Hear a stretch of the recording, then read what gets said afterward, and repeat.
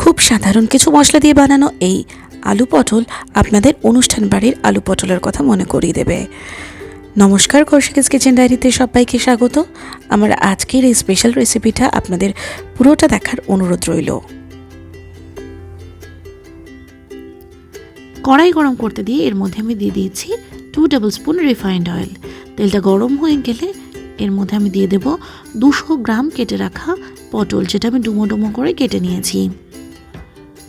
এবার এর মধ্যে সামান্য নুন আর হলুদ দিয়ে দেবো।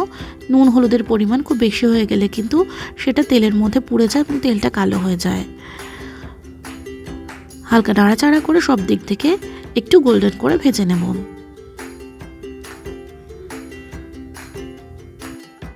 পটলগুলো হালকা ভাজা হয়ে গেছে, এবার এগুলোকে আলাদা একটা পাত্রে তুলে নিচ্ছি।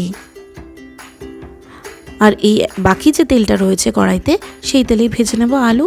আমি এখানে নিয়েছি একটা বড় সাইজের আলু। আলুটা বেশ বড় ছিল, তাই আমি একটাই নিয়েছি। আপনারা মিডিয়াম সাইজের হলে দুটো নিতে পারেন। আলুটাকেও কম আঁচে সব দিকটা ভালোভাবে গোল্ডেন করে ভেজে নেব।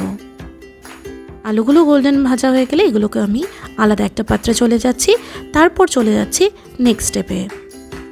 এই কড়াইতে বাকি রান্নাটা কমপ্লিট করব বলে দিয়ে দিচ্ছি 1.5 টেবিল স্পুন রিফাইন্ড অয়েল। ফোড়নের জন্য দিয়ে দেবো 3টে লবঙ্গ, একটা ছোট টুকরো দারচিনি, একটা ছোট এলাচ, একটা শুকনো লঙ্কা আর একটা তেজপাতা। এছাড়াও দিয়ে দিচ্ছি 1/2 টিস্পুন সাদা জিরে। আর অবশ্যই দিচ্ছি এখানে 2 পিঞ্চ বা 2 চিমটি মতো হিং। হিংটা দিলে কিন্তু অসম্ভব ভালো একটা টেস্ট আসে, তাই এটাকে মোটেই অপশনাল বলছি না, অবশ্যই ব্যবহার করে দেখতে পারেন। এবার দিয়ে দেবো 1 টিস্পুন আদা বাটা। আদা বাটা দিয়ে হালকা নাড়াচাড়া করেই এর মধ্যে দিয়ে দেবো একটা মিডিয়াম সাইজের টমেটো, যেটা আমি পেস্ট করে রেখেছিলাম অল্প জল দিয়ে, সেটা অ্যাড করে দিচ্ছি।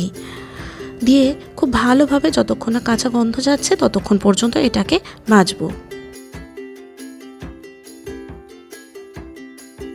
টমেটোর কাঁচা গন্ধ চলে গেছে এবং তেলও বেরিয়ে এসেছে। এবার এর মধ্যে আমি দিয়ে দিচ্ছি বাকি গুঁড়ো মশলাগুলো। প্রথমে দিয়ে দিচ্ছি 1 tablespoon Kashmiri red chilli powder, 1/2 teaspoon হলুদ গুঁড়ো, 1/2 টিস্পুন জিরে গুঁড়ো, আর দিয়ে দেবো 1/2 টিস্পুন ধনে গুঁড়ো। আর এর একই সাথে দিয়ে দেবো আমি স্বাদ মতো নুন আর চিনি। চিনিটাও এই সময় দিচ্ছি যাতে সুন্দর কালারটা আসে। এবার অল্প জল দিয়ে মশলাটাকে আমি কষে নেব। মশলা একবার জল দিয়ে কষালে কিন্তু অতটা সুন্দর রং আসে না। গ্যাসের ফ্লেম একদম কমে রেখে একটু বেশি সময় ধরে মশলা কষালে কিন্তু তার রং খুব সুন্দর হয়।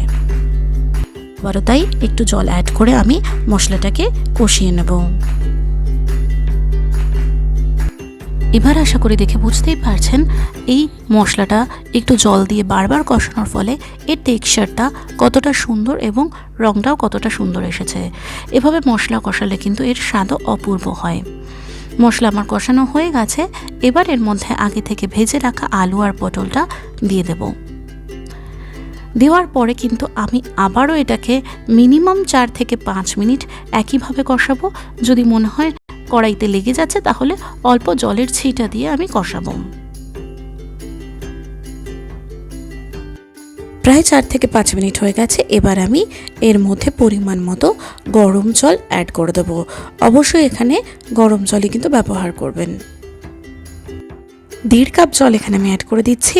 তারপর এটাকে খুব ভালোভাবে নাড়াচাড়া করে নিয়ে আমি এটা ঢেকে কুক করব ততক্ষণ পর্যন্ত যতক্ষণ না পর্যন্ত আলু বা সবজিগুলো কুক হচ্ছে। প্রায় 7 মিনিট পর ফেরত এলাম। সবজি সেদ্ধ হয়ে গেছে এবং পারফেক্ট কনসিস্টেন্সি ঝোলের এসে গেছে। এবার এর মধ্যে 1/4 টিস্পুন ঘি আর দিয়ে দিচ্ছি 2 পিঞ্চ মতো আমি গরম মশলা গুঁড়ো। এই সব কিছু ভালোভাবে মিশিয়ে নিয়েই একদম রেডি হয়ে যাবে আমাদের আজকের আলু পটল। এবং এটা কিন্তু রুটি, পরোটা, ভাত বা পোলাও সব কিছুর সাথেই খুব ভালো লাগে। রেসিপিটা ভালো লাগলে চ্যানেলটি সাবস্ক্রাইব করে পাশে থাকা বেল আইকনটি প্রেস করে দেবেন। আজ এ পর্যন্তই, নমস্কার।